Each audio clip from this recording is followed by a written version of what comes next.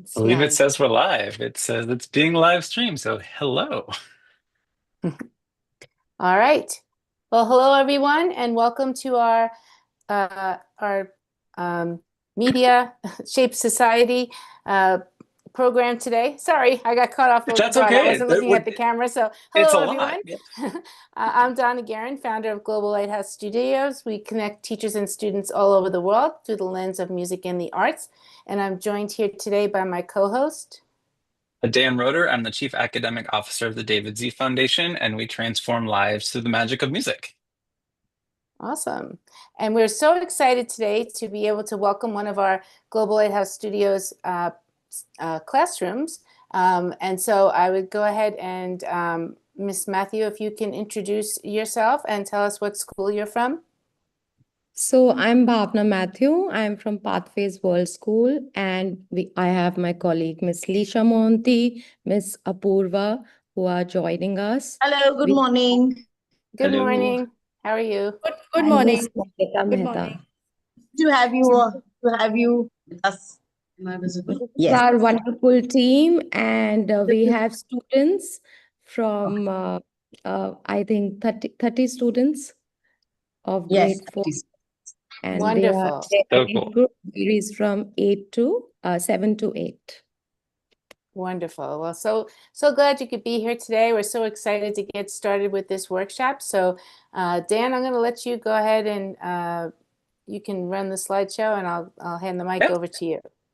absolutely. So we're here to just talk about one of the things that we almost forget about sometimes because it's all around us all the time, and that is media. So we're taking a look this morning here in the U.S. It's getting into the evening time, and it's so cool that you guys are now starting your day. Like you guys are coming to us from the future, and it's amazing. So we're gonna talk about different ways that media is we interact with it every day. Looking at how does media shape society and how does society shape media? And then looking at globally, what are the implications in this very globally minded ecosystem that we have on Earth, where we're working together through schools, through businesses, through diplomacy, through a lot of different things. We're connecting not just with our neighbor. Our neighbor now is anywhere. Um, and Miss Donna is going to share about her light action plan. And it's a really cool way to think about like what should we be keeping in mind.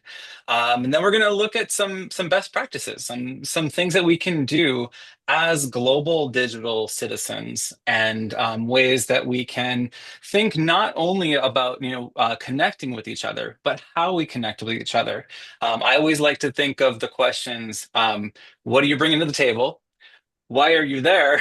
And then how are you going to use that thing that you bring in hopefully to increase net joy and success across the world. So that's what we're really focusing on the end, is looking at these skills that it takes to recognize our influence in the media and the media's influence on us. So this is kind of what we started with. What counts as media? Well, everything. So I'm curious in the classrooms if I have a list here, but I just want to kind of hear what the students are thinking when we say the word media. What's the first thing you think of? I'm just curious. Anyone who would like to say, maybe teachers can take responses? Yeah, because when you say media, that can encompass so many A things. So, lot of things. Yes. What different types of media? Can you have responses here? Anybody? We have come up. Come here. Come here. maybe they can just do it verbally so that we don't Yeah. have them on the camera. Electronic media. It's dark. Okay. So okay, what did he say? Print media. Print media and electronic media. And other types. Electronic and text. Yeah, I didn't even say text messages on there, and that's one of those personal media. So that's really excellent. And that's when I think of media, I think of a newspaper still. That's just my age. So yeah, anybody else want to share? Adrian, go ahead. When I Adrian. when I think of media, the first thing that comes to my mind is internet and something that shares information. Something that shares information. I love it. That's So great. insightful. Great. Yes. Yeah, maybe a couple more responses and then we'll cruise forward. Anya, you want to? Digital media, yeah. Anybody else who wants to say here?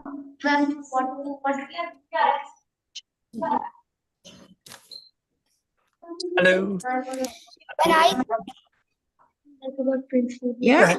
And I think print media is also basically written, but in electronic media is not written. It comes on the devices. Mm-hmm. Yeah.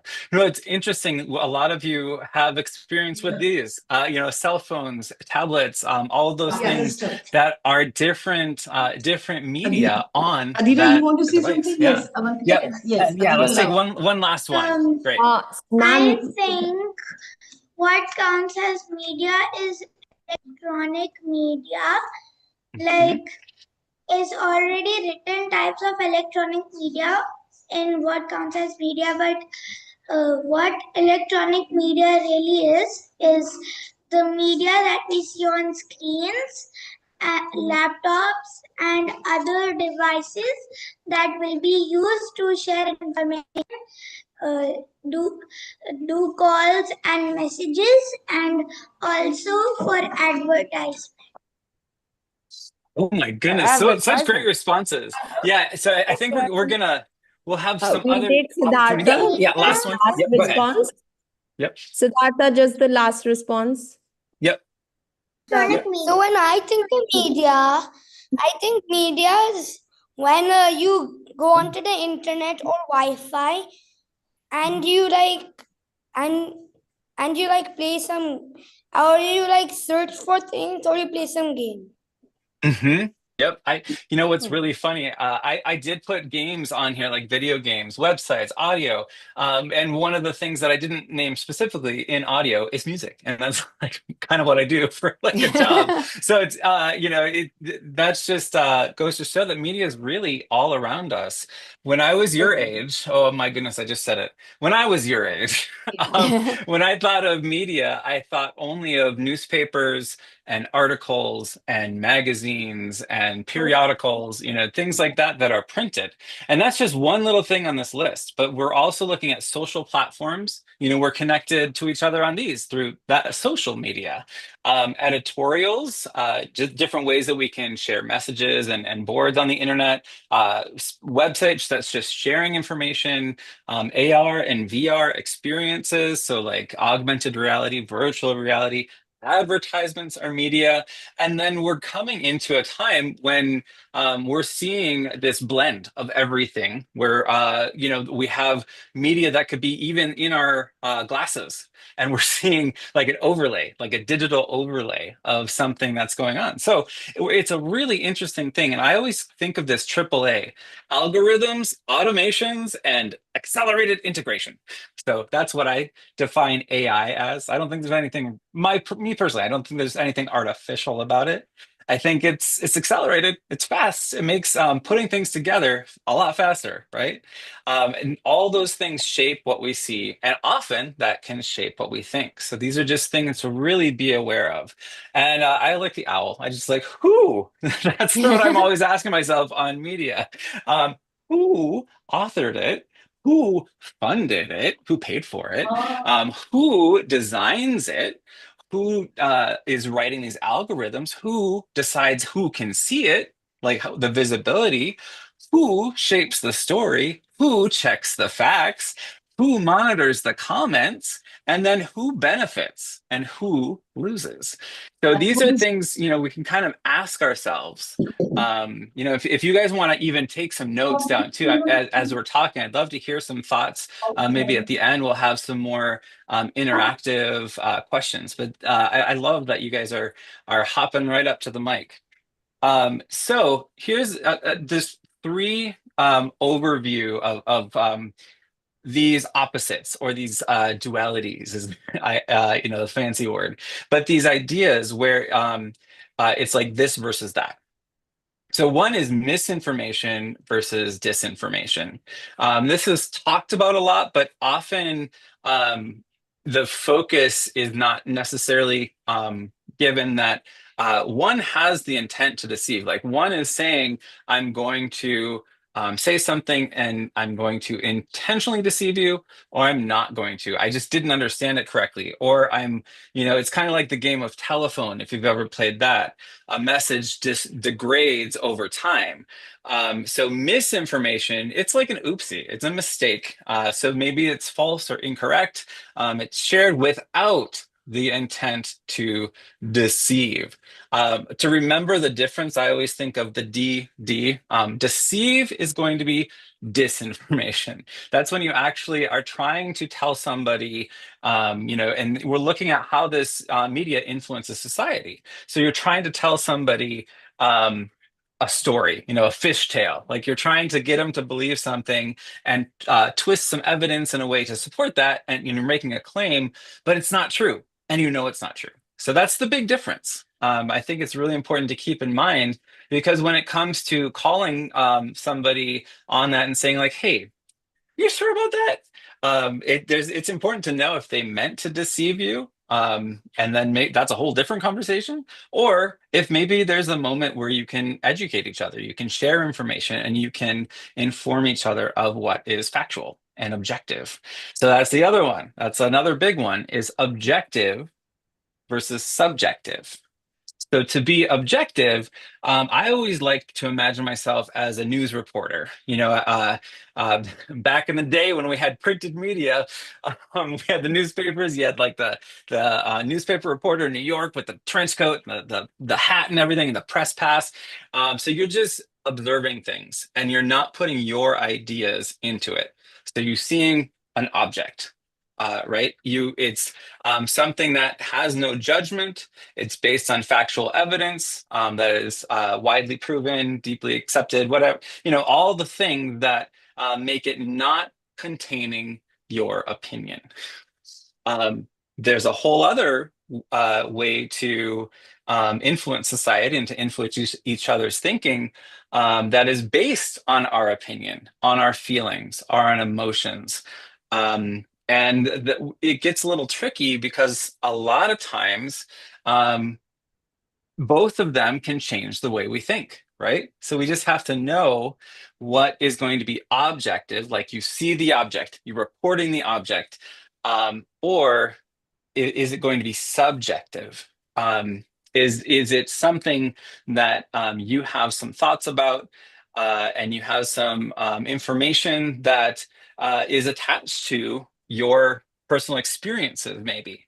Like it's not even something that you are like have any feelings about, but maybe it's just something that you've experienced. It you've experienced a certain thing in a certain way.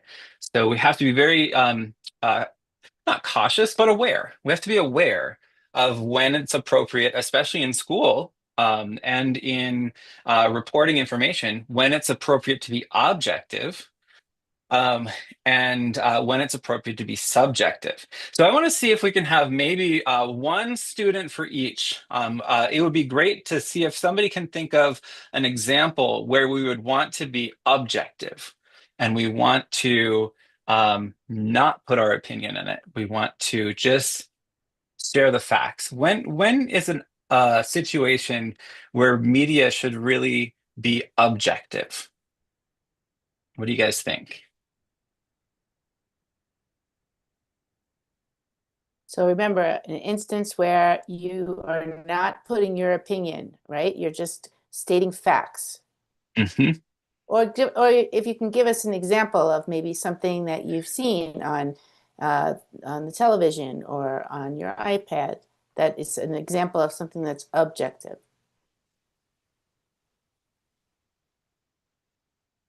Anyone who would Any like to share? students? And it's okay. It's okay to be thinking about it too. Maybe they are just understanding this concept. Yeah, and that's okay. So here are a couple of examples. So it's what I started with. When you're telling a news story, and maybe there's something that it's important you get all of the facts right, like something involved a certain amount of people or a certain group of people, or a something that just happened, and for safety, people have to be aware of what happened and what potential risks might be. So anytime that you're going to have somebody's safety involved, if you're going to have to defend it, maybe in the legal system, like in court or in something like that, where you have to just tell the facts without how you felt about it. You know, when you're even reporting a crime, or reporting something that happened, or even when you're making a report in school and you're standing up and making an informative presentation. You know, like you don't want to just be kind of saying like, I think, like ducks can fly, but I'm not sure. So no, you want to say like, okay, ducks fly, and here's how they fly. They've got wings, and the wings are made of this. And so you have all these things that support each other, and there's logic. Okay. So how about this? Can anybody think of a time where you'd want to be subjective, or you can be subjective, and you want to share your opinion, you want to share your feelings about something? It's a very important thing to know the difference. Yeah. Does anybody? So we have Naisha with us who wanted to share. Yeah, go ahead. Yes, Naisha.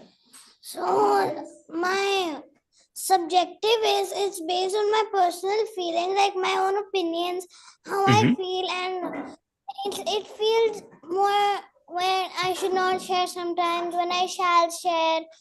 So that's my personal feelings, and it's based on opinions or individual perspectives. Very good. I love that. Okay, and did you have one thing to add? Did you have something you want to add too? Don't keep rolling. Can I also try? Oh, okay.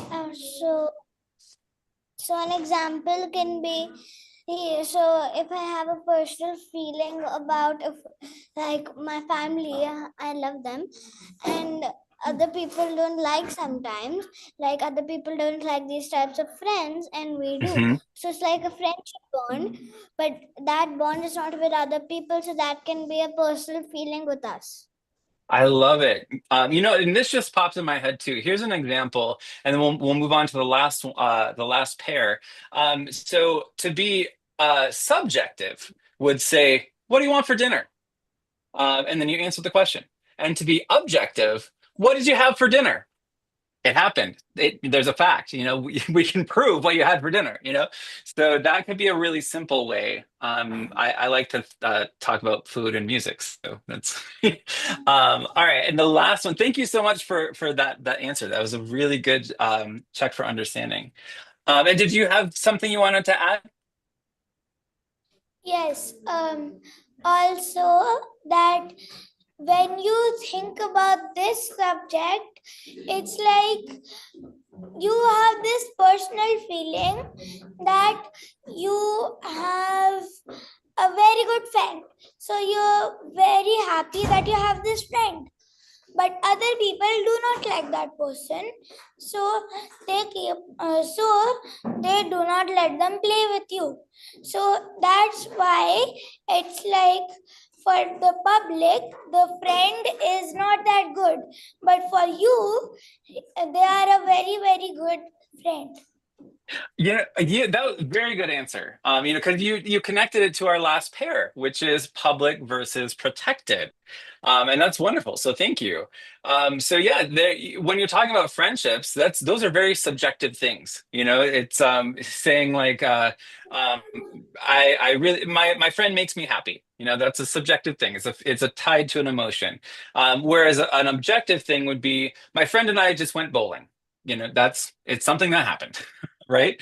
So then there's this last one, public versus protected. So public, this is about your personal information, and maybe information that you would give to somebody, but only in a certain set of circumstances. So here's an example.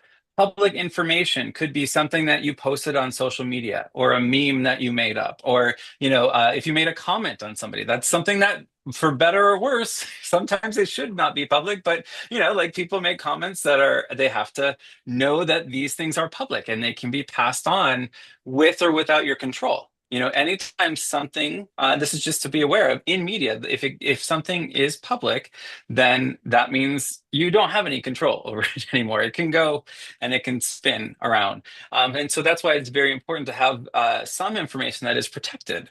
Some examples would be your medical information. Like, anytime you have medical records, that would go, when you visit a doctor, they have to keep the records legally, and legally they can't, at least here in the US, I think it's very similar across the world. They can't, there's legal punishment and consequences if they just gave your personal information out, because it was private, it's protected.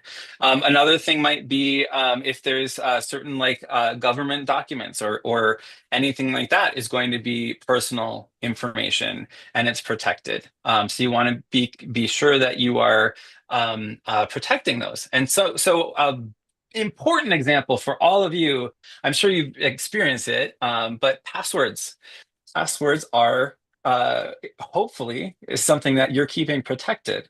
But that's something that, as an individual, each one of you has you have to develop a system of how you're going to keep this information separate. Things that can be public, things that can be that need to be private. And that's kind of bringing us into the next piece, is how is this influencing society? So I don't think I'm showing the sound. That has very loud sound on it. Sorry, you guys didn't hear that, right? It's like just static. So we're gonna start taking a look at some of these big ways that we're connecting all of these thoughts to society, to our individual information, and our information that we share. We want to take a closer look at how do these actually influence society, and how does society influence us? Remember, that's the big thing we're looking at. So this includes media literacy, our ethical responsibility, which I was just talking about, with personal protective information, digital citizenship, that is just now citizenship, because we have a very blended world, media impact, and then balance, making sure that we're keeping ourselves balanced.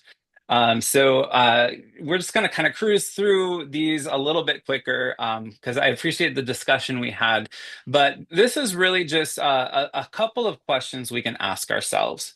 And sorry, I still have the sound is still going for some reason. Anyway, I don't know what's happening.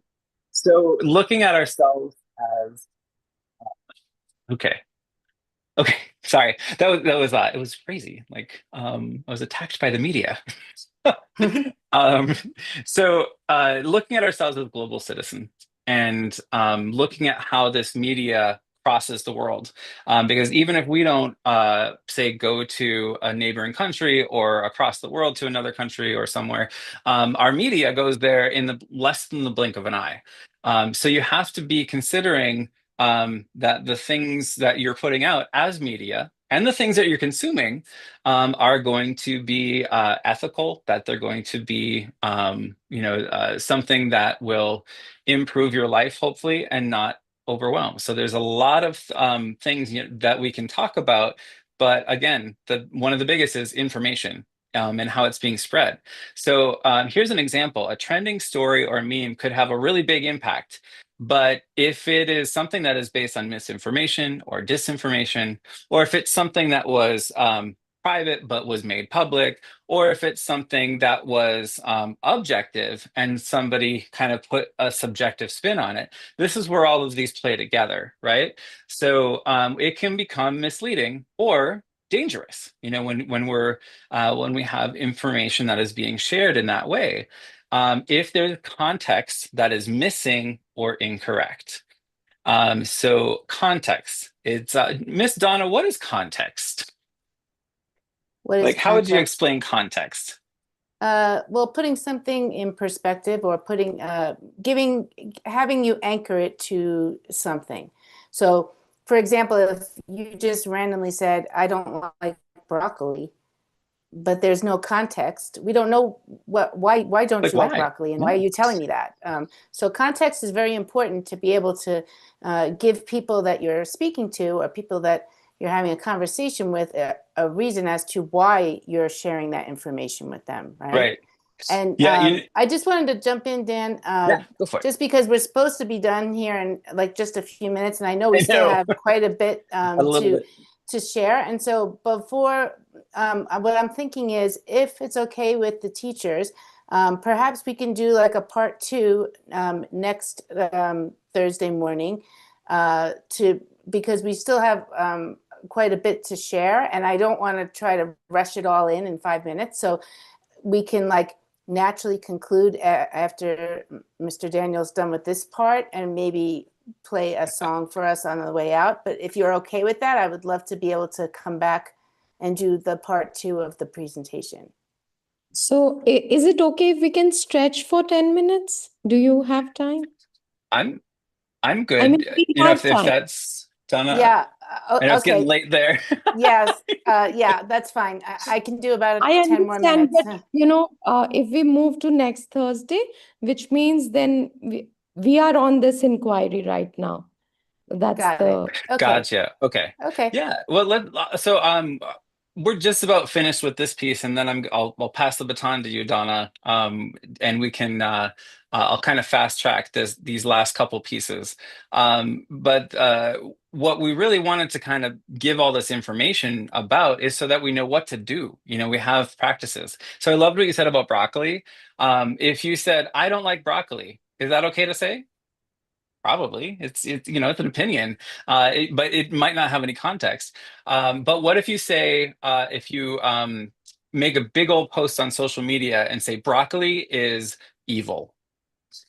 Like, okay, where's the proof? Is broccoli evil?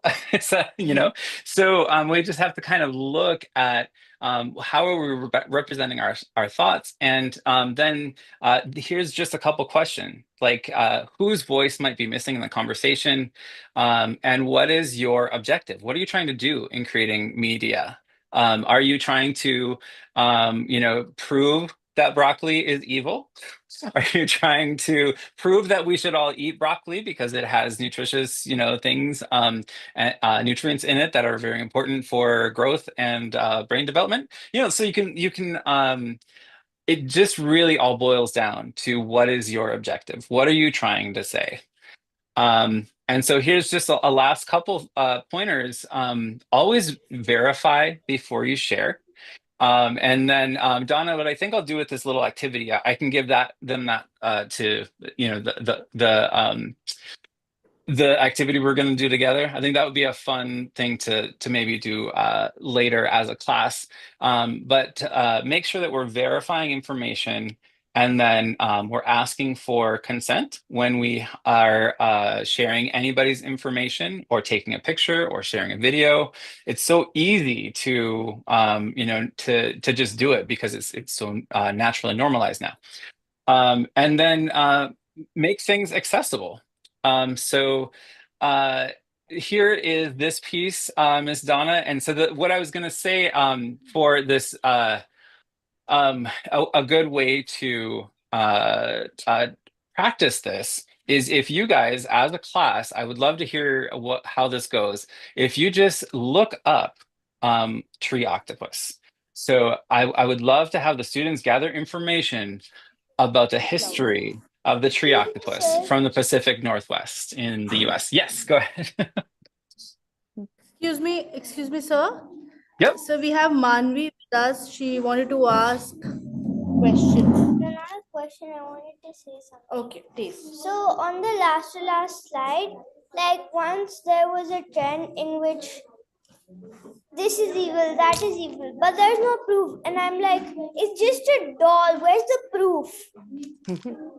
Exactly. Yes, excellent. That is a really good question. Where's the proof? Yeah, exactly. All right, Donna, that's a great segue to this little acronym of LIGHT. You know, Yeah. what should we be doing? So I just wanted to kind of share with you kind of like a model that you can use in the classroom. And I have an idea for a challenge, and we'll see if maybe your students would be interested in doing this. So the acronym is just LIGHT, and you can go ahead, go to the next slide, Daniel. Yep. Okay, so the first one stands for love. So think about something that you love or something that you care about, and because you love or care about it, you want to find out more information. So maybe it's something in nature, maybe it's animals, maybe it's the planet, maybe it's the people that are on the planet, okay? Maybe it's sustainability, but what is it that is something that you are really interested in and is really something that's in your heart, okay? Go ahead.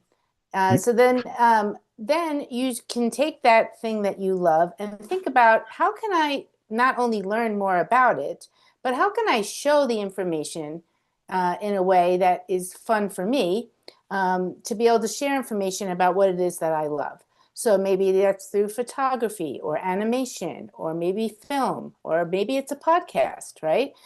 Maybe it's music. So what is it that you love? And then you need to think about, how can I show the information that I'm researching about what it is that I love, okay? Then you can do, the next one is G for gather. So you're going to gather all the information. You're going to make sure that you, I was going to say vet your sources. That's not, you make sure that you check your sources, and you're going to look on the internet, or look at books in the library, or interview people, or maybe ask questions of the community organizations, or maybe you go around and interview. So think about all the places that you can gather your information from different resources. Okay, next we're going to do something called harness. Okay, so we're going to take all that information that we gathered up, and we're going to bring it all together. Okay, so we're going to take our research, we're going to check our facts, we're going to check the credibility of our resources. We're going to use graphic organizers to be able to help us to harness that information. And we're going to make sure we keep track of our resources, because we want to be able to be responsible media consumers, right? And we want to be able to show people, this is how we took care, this is where we got our information from, and this is why this is something that is true, okay? Mm-hmm.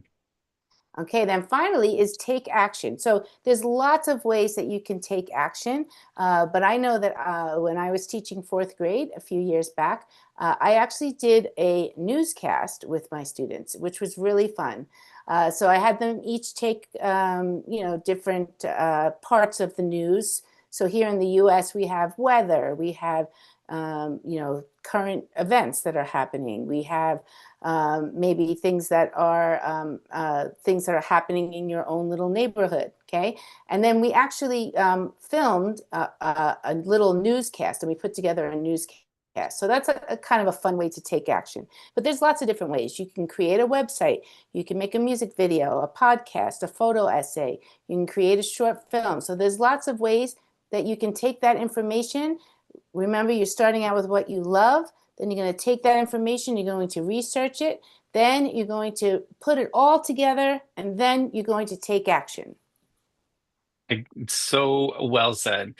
So yeah, this is really the end of it.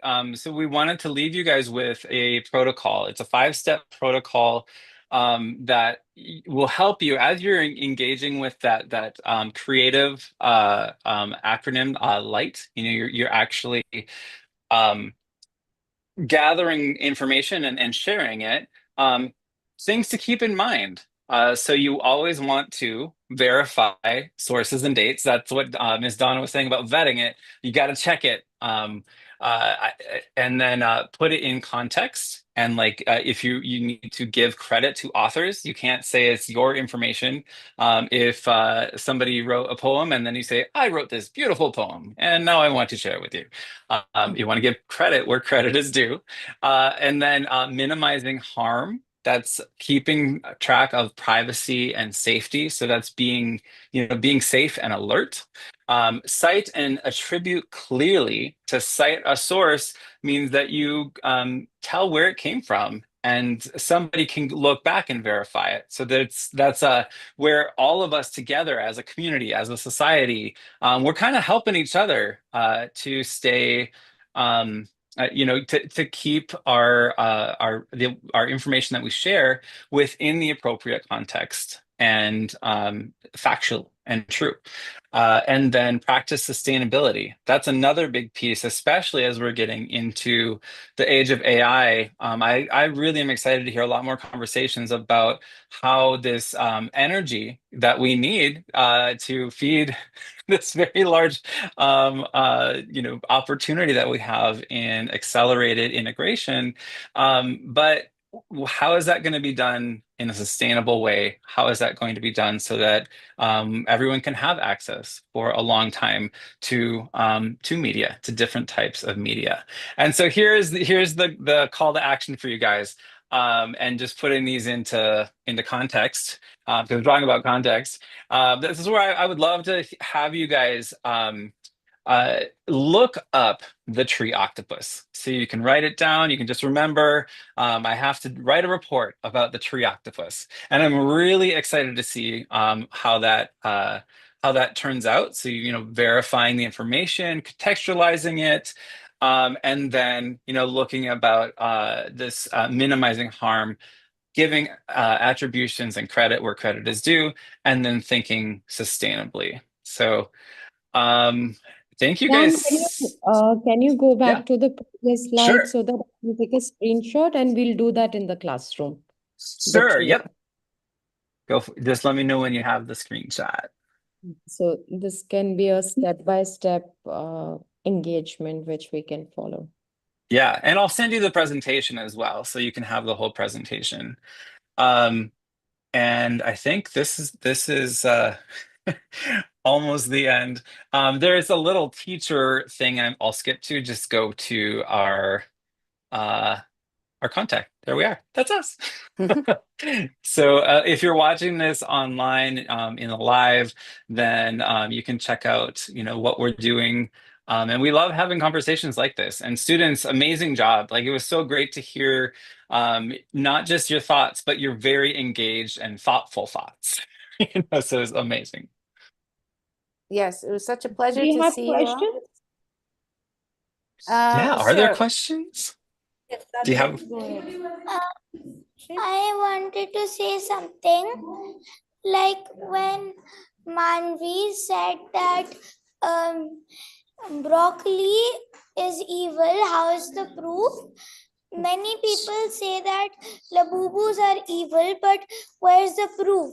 But one day the creator of Labubus explained that Labubus give good vibes, but by mistake do the opposite. So there's the proof that they're not evil, but people still say that they're evil.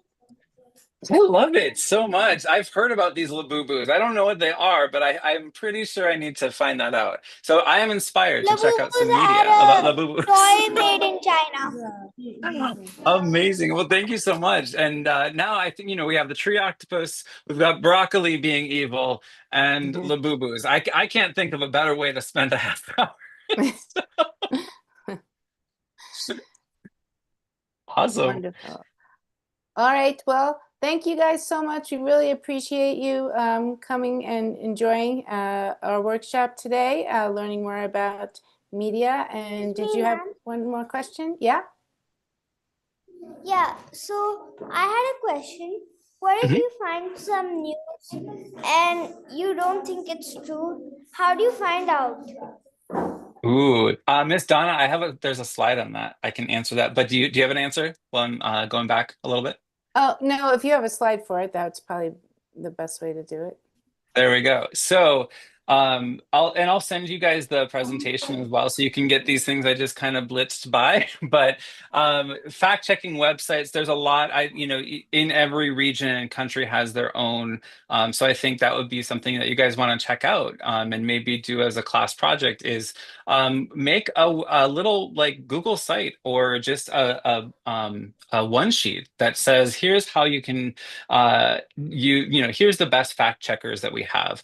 Another one that's a really good site for just these practices, and it'll point you in the direction of whatever else you're looking for, most likely in fact checking and in best practices.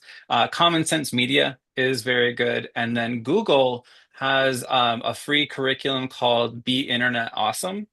And so I've actually done that. Let's see if I can grab this quick. So they have a really good acronym. Well, not an acronym, just 5 words.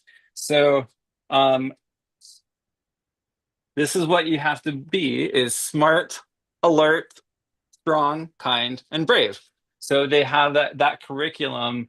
But what's really cool is they have a game where you're like this little robot, and you go around to different things, and you learn what you should do for safety, and especially around privacy and passwords and everything like that. So some really great tools that are out there that are free for teachers and schools and parents. The more we can connect this at home, the better.